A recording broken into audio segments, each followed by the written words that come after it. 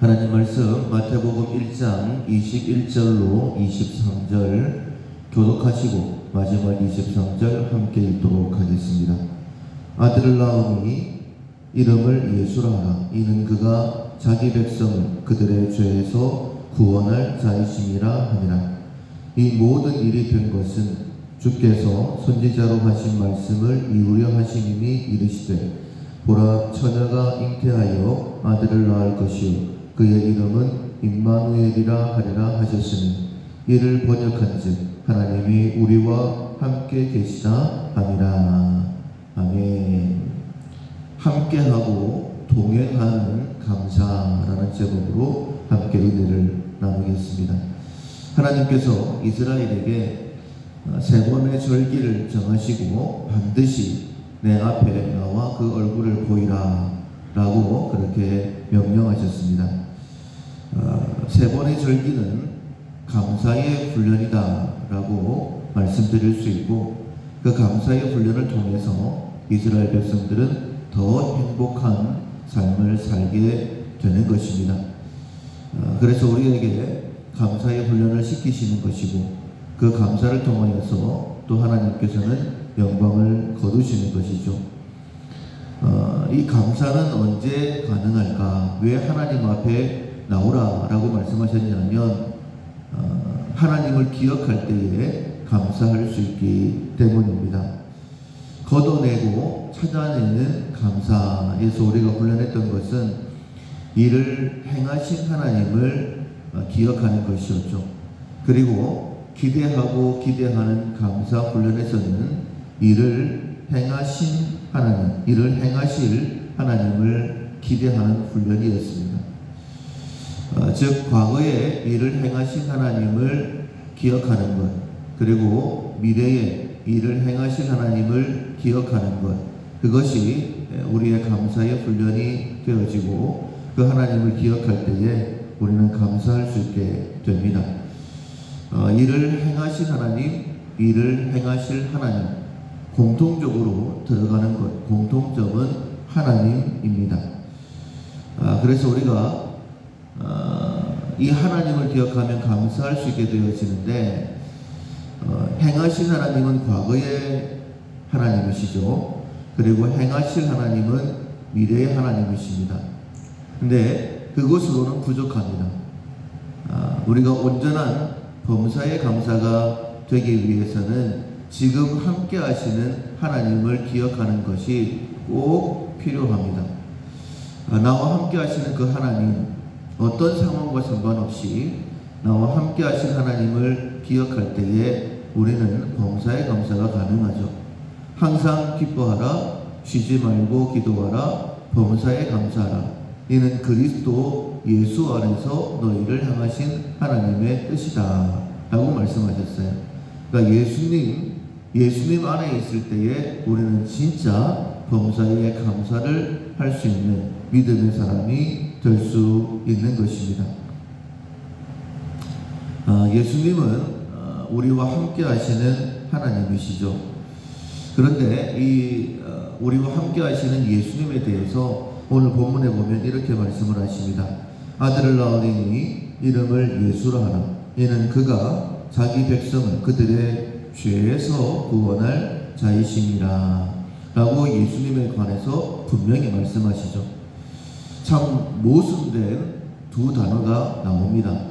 예수님 그리고 죄라는 거예요. 우리는 잘 알고 있습니다. 또 믿고 있습니다. 예수님은 죄 가운데서 우리를 구원할 자이시다 라고. 그런데 예수님은 하나님이시죠. 하나님은 거룩하신 분이십니다. 그렇다면 죄와는 함께 하실 수 없는 분이시라는 거예요. 그런데 그럼에도 불구하고 예수님은 죄에서 구원할 하나님이시다 라고 말씀을 하십니다. 자, 그렇다면 이런 결론을 내릴 수 있어요. 우리와 함께 하시는 하나님은 우리가 어떤 형편 가운데 있다 할지라도, 우리가 죄 가운데 있다 할지라도 문제 삼지 아니하시고 우리의 삶 가운데 함께 하셔서 우리를 구원하시는 분이시다. 죄도 문제가 안 되시는 분이시다라고 말씀드릴 수 있습니다. 하나님과 우리 사이를 갈라놓는 것은 오직 한 가지 죄밖에 없습니다. 그런데 그 죄도 예수님이 우리와 함께 하시는 데는 문제가 안 된다. 원래 우리는 죄 가운데 있는 자였는데 거기서 구원하시기 위하여 하나님이 우리를 찾아오셨다. 그리고 그것은 선지자 이사야에게 주신 예언의 말씀이었다라고 말씀을 하시죠. 보라, 처녀가 잉태하여 아들을 낳을 것이요 그의 이름은 임마누엘이라 하리라 하셨으니 이를 번역한즉 하나님이 우리와 함께 하신다라는 그런 의미입니다. 그러니까 예수님은 우리와 함께 하시기 위해서 우리를 찾아오신 하나님이시다라는 그런 의미입니다. 우리에게 그 어떤 연약함도 괜찮습니다. 그 어떤 죄가 있다 할지라도 괜찮습니다. 하나님은 우리와 함께 하십니다.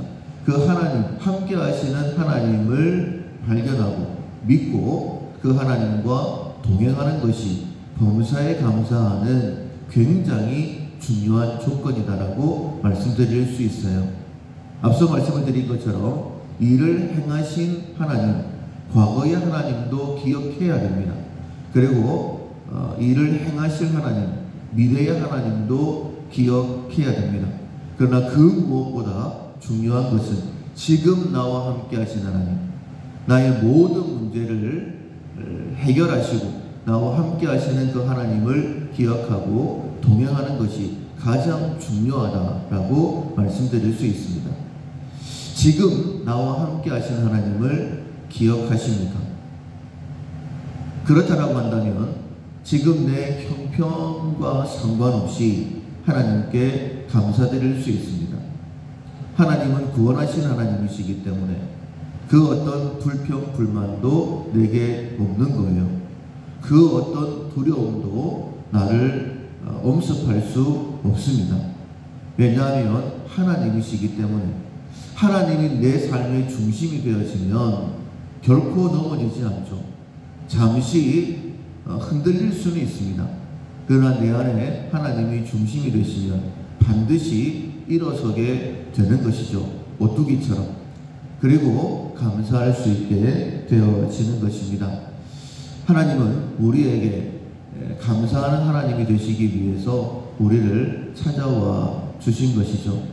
사랑하는 성도 여러분, 내 안에 계시는 하나님, 나와 함께 하신 하나님, 그리고 그 하나님을 믿고 난 다음에는 또 하나 중요한 것이 무엇이냐면 하나님과 동행하는 것입니다. 예수님은 목자이시죠. 왜 우리를 찾아오셨느냐? 우리가 양이기 때문에. 그런데 어떤 양이냐? 어리석어서 각기 제 길로 행했던 양이기 때문에 우리를 생명의 길로 인도하시기 위하여 예수님이 우리를 찾아오셨죠. 자, 그렇다면 함께 하시는 하나님과 내가 해야 될 일은 무엇이냐면 이제는 어리석은 내 생각을 내려놓고 나를 인도하시는 하나님과 동행하는 것입니다. 하나님과 동행하게 되어지면 우리의 모든 삶은 형통한 삶이 되는 것이죠. 가장 대표적으로 말씀드릴 수 있는 분이 두 분입니다. 한 분은 에녹이죠. 그가 평범한 일상의 삶을 65년 동안 살았습니다. 그리고 하나님의 말씀을 듣고 난 다음에 300년 동안 하나님과 동행했죠. 그때에 그의 삶에 놀라운 복이 주어지는데 이 땅에 있지 아니하더라 라고 말씀을 하십니다. 하나님 나라로 옮겨간 것이죠. 또 하나는 요셉입니다. 형들에게 팔려서 노예로 팔려갔어요. 노예 생활입니다. 이전과는 정말 비교할 수 없는 정말 비참한 삶이었어요. 그러나 요셉이 하나님과 함께 할 때에, 하나님이 요셉과 함께 하셨을 때에 그는 형통한 자가 되었다라고 분명히 말씀하고 있어요. 억울하게 누명을 쓰고 감옥에 들어갔습니다. 그러나 하나님이 그와 함께 하시니 그는 형통한 자가 되었다라고 말씀하고 있습니다. 그 형통에는 감사가 넘쳐나겠죠. 사랑하는 성도 여러분, 나와 함께 하신 하나님을 기억하고 그 하나님과 동행하는 우리가 되어야 됩니다. 걷어내고 찾아내는 감사, 기대하고 기대하는 감사. 가장 중요한 것은 함께하고 동행하는 감사가 내 삶의 감사가 되어질 때에 정말 범사에 감사드리는 자가 되어지는 것입니다. 죄도 문제가 안 된다라고 말씀하셨어요. 그렇다면 지금 내가 어떤 형편 가운데 있다 할지라도 전혀 문제가 안 됩니다. 함께하고 동행하는 감사는 전혀 내 삶의 환경과는 문제가 안 된다라는 거예요. 내가 어떤 형편 가운데 있다 할지라도 하나님과 함께하고 하나님과 동행함으로 풍성한 감사를 누릴 수 있는 우리 모두가 될 수 있기를 주님의 이름으로 축원합니다. 아멘. 찬송가 594장 감사하세 찬양하세 594장